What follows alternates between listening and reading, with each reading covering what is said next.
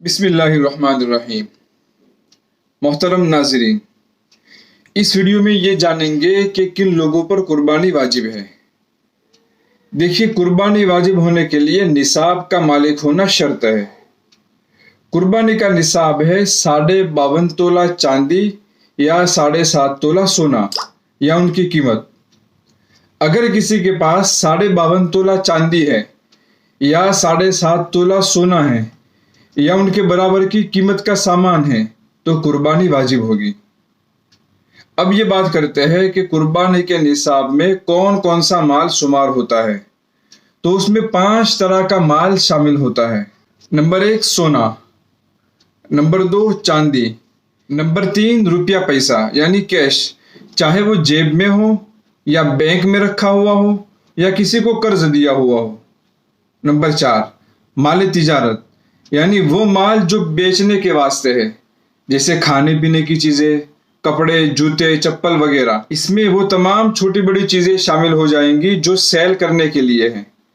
Number 5 जरूरत से जायद चीजें यानी वो माल जो साल में कभी इस्तेमाल न होता हो। इन 5 में से जो भी माल किसी के पास है तो वो कुर्बानी के निसाब में शामिल किया जाएगा। ये जरूरी नहीं कि हर आदमी के पास ये 5 किस्म के माल मौजूद हो। जिसके पास इन 5 में से जो भी माल मौजूद हो, चाहे 2 हो 4 हो, उनको मिलाकर अगर उनकी रकम 52.5 तोला चांदी की कीमत के बराबर हो जाती है तो उस पर कुर्बानी वाजिब होगी। जैसे थोड़ा रुपया है, थोड़ा तिजारत का माल है, थोड़ा ज़रूरत से ज़ायद माल है, तो इन सब को मिलाकर उनकी कीमत निकाली जाएगी। अगर उनकी कीमत 52.5 तोला चांदी के बराबर हो जाती है तो कुर्बानी वाजिब हो जाएगी। अलबत्ता सोने का मसला थोड़ा अलग है। अगर किसी के पास सिर्फ सोना है, उसके अलावा चांदी या रुपया पैसा या माल तिजारत या ज़रूरत से ज़ायद चीज़ें नहीं हैं, तो कुर्बानी उसी वक्त वाजिब होगी जबकि सोना 7.5 तोला हो। अगर उससे कम है तो कुर्बानी वाजिब नहीं होगी, चाहे फिर उसकी कीमत 52.5 तोला चांदी के बराबर हो जाए। लेकिन आम तौर पर ऐसा होता नहीं है, बल्कि सोने के साथ कुछ न कुछ रुपया पैसा जरूर होता है। अगर ऐसा है तो फिर सोने की कीमत का एतबार किया जाएगा, यानी दूसरे माल के साथ अगर उसकी कीमत 52.5 तोला चांदी के बराबर हो जाती है तो कुर्बानी वाजिब हो जाएगी। खुलासा ये कि अगर सिर्फ सोना है तो 7.5 तोला होना चाहिए, और अगर दूसरा माल भी मौजूद है तो फिर उन सब की कीमत देखी जाएगी। ज़रूरत की चीज़ें वो हैं जो इस्तेमाल में आती हो। घर में अगर ऐसी कोई चीज़ें हैं जो साल में कभी इस्तेमाल में नहीं आती तो वो ज़रूरत से ज़ायद है, जैसे कोई बर्तन, कपड़े, बिस्तर वगैरह।